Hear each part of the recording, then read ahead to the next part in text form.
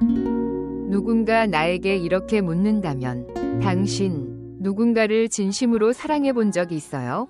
나는 주저없이 대답할 것이다. 내 인생 전부를 걸고 사랑했던 사람이 있었어요. 그리고 그 사람은 내게 어떻게 한순간에 무너질 수 있는지를 알려준 사람이기도 했다. 나는 한준석이라고 한다. 서울에서 기차로 몇 시간 떨어진 한적한 시골 마을에서 자랐다. 우리 집은 부유하지 않았지만 항상 따뜻했다. 아버지는 사료 공장에서 일하셨고 어머니는 평생 가정을 돌보셨다. 불평 한마디 없이 조용히 우리 가족을 지켜오신 분이다. 나는 형이 하나 있다. 다른 한국 가정들과 다르지 않게 우리는 된장찌개가 놓인 식탁 앞에서 자랐고 공부를 게을리할 때마다 어머니의 부드러운 꾸중을 들으며 컸다. 나는 특별한 사람이 아니었다. 공부도 그저 그렇고 외모도 평범했다. 하지만 책임감 있게 살았고 성실하면 언젠가 행복이 찾아온다는 말을 믿고 있었다. 윤혜원을 만난 건 어느 초가을 날이었다. 그날은 유난히 날씨가 좋았다. 양평 근처 공원에서 사진 렌즈를 조정하던 내게 조심스럽게 다가온 여자가 있었다. 저기요, 혹시 도와주실 수 있나요? 자꾸 초점이 안 맞아서요. 그녀는 화장도 거의 하지 않았고 머리는 단정하게 묶여 있었으며 옅은 베이지색 가디건 하나만 걸치고 있었다. 하지만 미소는 햇살처럼 밝았다. 나도 모르게 웃으며 말했다. 초점을 잘못 잡으신 것 같아요. 제가 도와드릴게요. 그렇게 우리는 그날 하루 종일 함께 사진을 찍었다. 언제부터인지 모르겠지만 나는 주말마다 은색 카메라를 든 그녀를 기다리게 되었다. 우리의 사랑은 급하지 않았다. 토요일 오후 커피 한 잔, 붉게 물든 단풍숲 속 사진 산책, 점심시간 짧은 메시지들 속에서 서서히 커져갔다. 준석 씨, 우리 얼마나 사랑할 수 있을까? 너만 도망가지 않는다면 늙을 때까지. 2년 가까이 만난 후 나는 그녀에게 청혼했다. 처음 만났던 그 공원, 은행나무가 황금빛으로 물드는 그 계절에 다이아 반지는 없었지만 내가 직접 고친 카메라 하나를 선물했고 뒤에는 우리 둘의 이름이 새겨져 있었다. 부자가 되게 해주진 못하겠지만 항상 네가 있는 집으로 돌아올게. 그녀는 눈물을 흘리며 고개를 끄덕였다. 그 순간 나는 인생의 퍼즐이 완성됐다고 믿었다. 우리는 이른 봄에 결혼식을 올렸다. 화려하지 않았고 드레스도 고급 호텔도 없었지만 양가 가족과 가까운 친구들 사이에서 진심이 담긴 웃음이 넘쳤다. 신혼 초에는 서툰 점도 많았다. 설거지를 누가 할지 다투고 TV 리모컨을 놓고 실랑이 하다가도 밤에는 우유 한 잔과 포옹으로 금세 화해했다. 한 번은 내가 그녀 생일날 미역국을 태워버렸는데 혜원은 피식 웃으며 말했다. 타긴 했지만 내가 먹은 미역국 중 제일 맛있어. 나는 달콤한 말을 잘 못한다. 하지만 제 시간에 집에 오고 그녀가 만든 밥을 남기지 않고 먹고 밤마다 핸드폰 충전기를 꽂아주는 것. 그게 나만의 사랑 방식이었다. 당신도 그런 시절을 겪어봤다면 알 것이다. 사랑이란 게 얼마나 바보 같고 따뜻한지. 그 시절에 나는 그녀를 나의 청춘처럼 사랑했고 해가 매일 떠오르듯 그녀를 믿었다. 그리고 상상조차 못했다. 그토록 사랑한 사람이 내가 우리의 보금자리라고 불렀던 집에 다른 남자의 손을 잡고 들어올 줄은. 하지만 모든 건 아주 사소한 것에서 시작된다. 사람들은 흔히 결혼이 깨지는 건 큰 충격이나 사건 때문이라고 생각하죠. 하지만 사실은 유리잔이 금이 가듯 눈에는 안 보이는 작은 틈이 하나씩 생기고 그 틈으로 물이 새어나가다 보면 어느 순간 조용히 깨져버리는 거예요. 저와 혜원도 그랬어요. 결혼하고 나서 작은 차이들이 생기기 시작했죠. 저는 조용하고 단순한 게 좋았습니다. 아침에 일 나가고 저녁엔 집에서 밥 먹고 주말엔 둘이서 사진 찍으러 다니고 그런 평범한 일상이요. 그런데 혜원은 달랐어요. 동창 모임, 카페 모임, 하이킹, 교사 친구들 모임, 하루에도 약속이 두세 개씩 생겼어요. 전부 제가 모르는 사람들이고 내가 낄 자리는 아니더라고요. 오늘 왜 이렇게 늦게 들어왔어? 친구 생일이었어. 밥은 먹었어? 이번 주말에 출사 가자. 그날 약속이 있어. 다음에 가자. 그녀의 다음에는 자주 들었고 저는 혼자 밥 먹는 게 익숙해졌어요. 집에는 세탁기 소리만 돌고 식탁엔 한 사람분의 수저만 놓여 있었죠. 부부는 같은 침대에 누웠지만 서로 등을 돌리고 잠들었어요. 싸우진 않았어요. 그냥 할 말이 사라졌을 뿐이에요. 요즘 다들 바쁘니까 그런 거겠지. 저는 그렇게 스스로를 달래며 믿었습니다. 그녀를 의심하지 않았어요. 그러던 어느 날 회사에서 지방 발령이 났어요. 서울에서 차로 2시간 떨어진 천안으로 가게 됐죠. 그날 집에 돌아가서 말했어요. 혜원아, 나 당분간 천안으로 내려가야 할 것 같아. 평일엔 집에 못 올 수도 있어. 혜원은 잠깐 멈칫하더니 응, 알겠어. 하고는 다시 빨래를 개기 시작했어요. 그게 다였어요. 서운하진 않아? 익숙하니까. 주말엔 오잖아. 그렇게 우리는 주말 부부가 되었어요.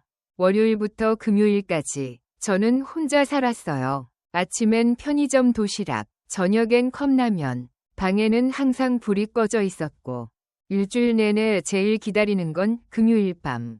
집으로 돌아가는 날이었죠. 처음엔 괜찮았어요. 혜원이 매일 영상통화를 걸어왔고 오늘 뭐 먹었어? 거기 날씨는 어때? 저는 그게 사랑이라 믿었어요. 거리가 서로를 더 그리워하게 만들 거라 생각했어요.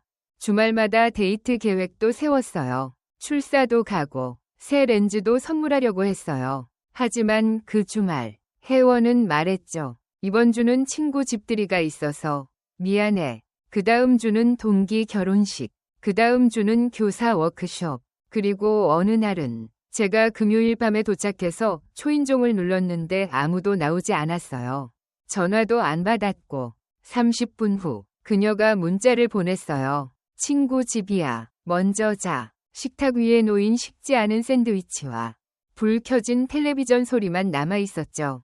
그날은 웃음이 사라졌어요. 이제는 불안했어요. 그녀가 어딜 갔는지가 아니라 왜 내가 그녀 인생에 점점 필요 없어지는 건지. 그게 더 불안했어요. 우린 한 팀이었어요. 그런데 나는 그 팀에서 벗어난 기분이었죠. 혜원아, 이번 주말에 어디 갈래? 다음에 보자. 나 약속 있어. 같이 사진 찍은 지 오래됐네. 그냥 요즘 흥미가 없어졌어. 그녀의 눈빛은 더 이상 제게 머물지 않았어요. 전날 밤 옛날 사진을 폴더에서 꺼내보며 나 혼자 웃었다가 다시 한숨 쉬곤 했어요. 이런 시기도 있겠지. 원래 결혼이란 게 그런 거잖아. 스스로를 설득했죠. 하지만 지금 돌아보면 그건 시작이 아니었어요. 이미 끝나고 있었던 겁니다. 그러던 어느 날 밤 우연히 식탁 위에 있던 공과금 봉투 하나를 봤습니다. 도시가스 고지서. 이름은 혜원이었지만 주소는 낯선 곳이었습니다. 그날 밤 자취방에서 혼자 밥을 먹고 책상 정리를 하다가 우연히 가방 안에 섞여 있던 서류 뭉치를 정리하게 됐어요. 그저 어지러워서 치우려던 거였지. 그 안에 내 심장을 얼어붙게 만들 물건이 있을 거라곤 상상도 못했죠. 그건 도시가스 고지서였어요. 근데 내 방 주소가 아니었습니다. 다른 주소. 그리고 수신이는 윤혜원 제 아내였죠. 순간 눈썹이 찌푸려졌어요. 우린 집 한 채 없고 아내가 다른 방을 따로 구했다는 얘긴 들은 적도 없어요. 그런데 왜 혜원이 이름으로 고지서가 나오지? 바로 핸드폰으로 그 주소를 검색했어요. 서울 외곽, 택시로 20분쯤 되는 거리의 원룸 건물. 우리 집도 아니고 학교 근처도 아니었죠. 목이 바짝 마르고 뭔가 차가운 감정이 서서히 올라왔어요. 질투도 아니고 분노도 아니에요. 그냥 등골이 서늘한 느낌. 혹시 친구 대신 계약했나? 아니면 그냥 우연의 일치? 스스로를 다독이며 애써 넘기려 했지만 그날 밤 전혀 잠이 오지 않았어요. 다음 날 퇴근 후 저는 아무 말도 없이 그 주소로 향했습니다. 전화도 안 하고 확인만 하자는 마음으로요. 한 번만 보면 된다고 생각했어요. 해질 무렵 그 건물에 도착했어요. 조용한 골목, 오래된 원룸 건물, 302호. 계단을 오를수록 심장이 쿵쾅거렸어요. 발걸음 하나하나가 가슴을 때리는 것 같았어요. 302호 문 앞에 도착했을 때 손은 이미 땀에 젖어 있었고 생각은 복잡하게 얽혀 있었죠. 그때 옆집 문이 열렸어요. 한 아주머니가 제게 말했어요. 이번엔 또 다른 남자네? 저 여자 진짜 문제 많아요. 남자들이 계속 바뀌고 밤마다 시끄러워요. 나 진짜 미치겠어요. 그 말을 듣는 순간 숨이 멎는 기분이었어요. 아무 말도 할 수 없었고 그냥 고개만 숙인 채 핸드폰을 꺼냈어요. 초인종은 누르지 않았습니다. 대신 열쇠 수리 기사를 불렀어요. 20분쯤 뒤 기사가 도착했고 열쇠를 잃어버렸다 고 둘러댔죠. 몇 초 만에 문이 열렸고 저는 조심스럽게 그 안으로 들어갔습니다. 아무도 없었어요. 하지만 이 방은 그냥 임시로 쓰는 방이 아니었습니다. 사진이 걸려 있었고 현관엔 2켤레의 슬리퍼, 식탁 위에는 똑같은 커플 머그컵이 나란히 놓여 있었어요.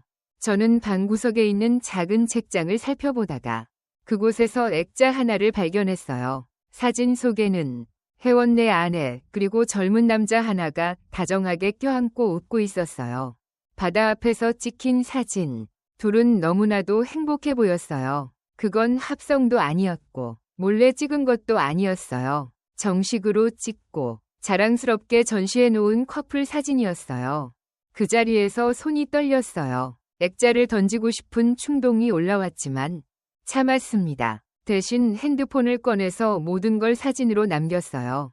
커플 칫솔이 꽂힌 욕실, 침대 위 정돈된 이불, 향이 다른 섬유유연제, 그리고 나를 이곳으로 이끈 바로 그 도시가스 고지서. 나는 방을 나왔고 서울 집으로 돌아가는 길에 숨조차 쉴 수 없을 만큼의 공허함이 밀려왔어요. 눈물도 안 나왔고 소리도 지르지 않았고 그냥 속이 다 텅 빈 기분이었어요.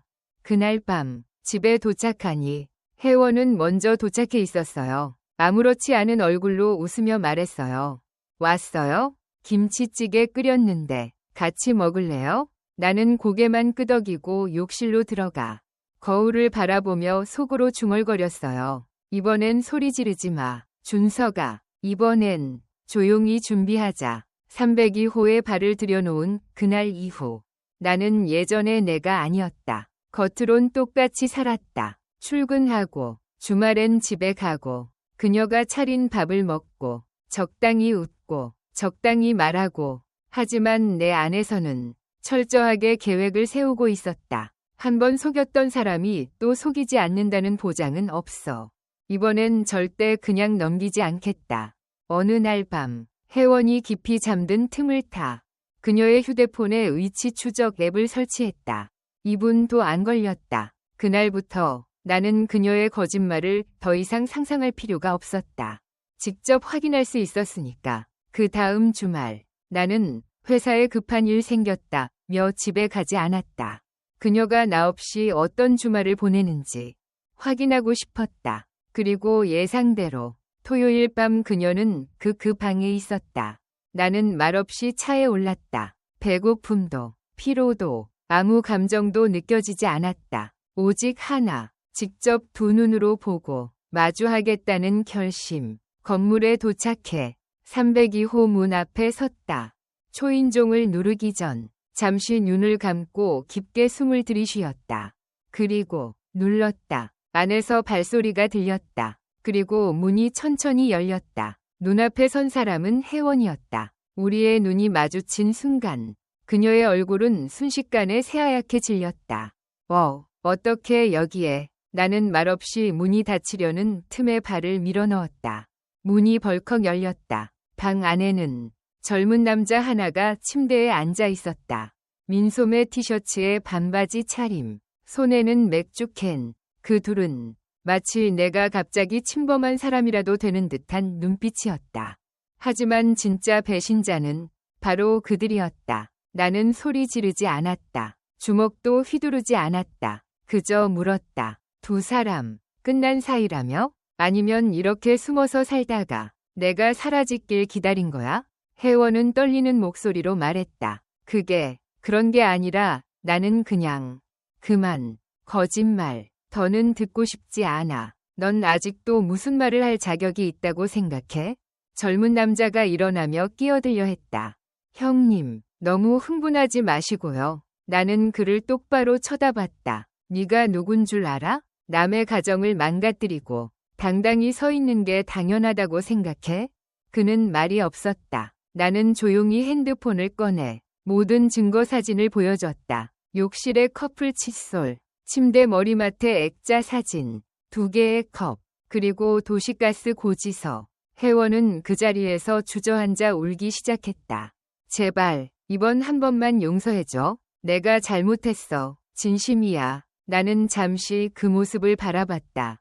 한때 내가 가장 사랑했던 사람, 내가 울리지 않겠다고 다짐했던 사람. 그녀는 지금 들켰기 때문에 우는 것이다. 후회해서가 아니라 전엔 네가 그래도 죄책감은 있다고 믿고 참았어. 하지만 이번엔 용서할 이유가 없어. 나는 등을 돌려 문을 나서기 직전 마지막으로 말했다. 월요일에 이혼 서류 보낼 거야.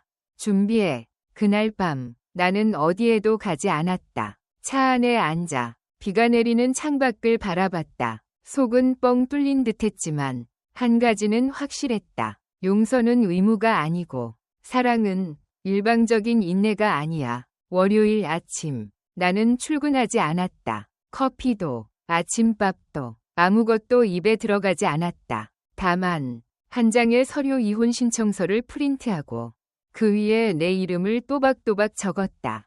그 순간 느낀 건 후련함도 분노도 아닌 텅 빈 정적이었다. 점심쯤 나는 집으로 갔다.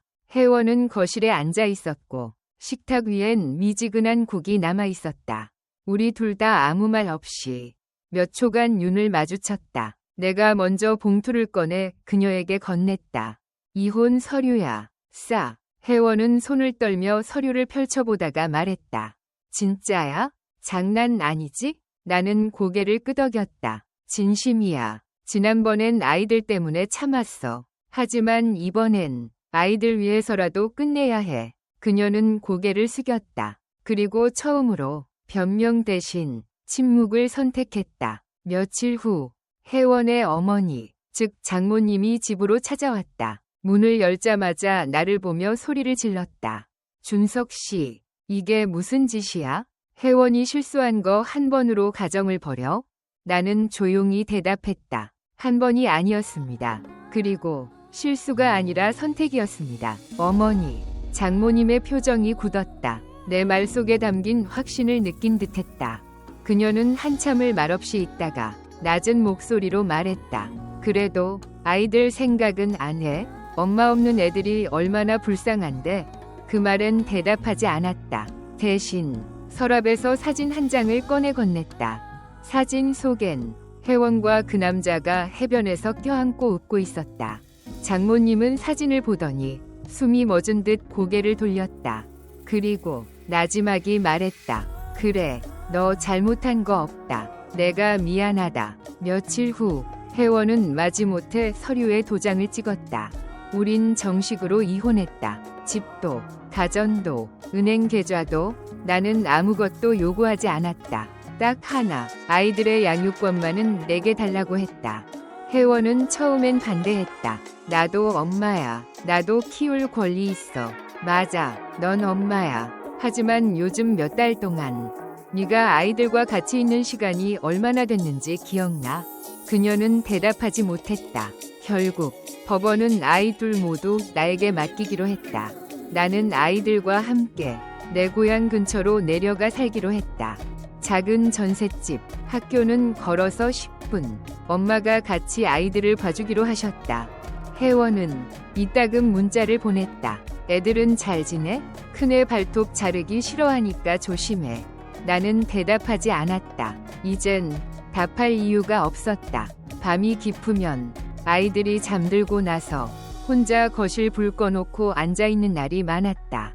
내가 잘한 걸까? 정말 이렇게 끝내는 게 맞았을까? 하지만 그럴 때마다 아이들의 자는 얼굴을 보면 나는 다시 고개를 끄덕였다. 그래, 이건 분노로 내린 결정이 아니야.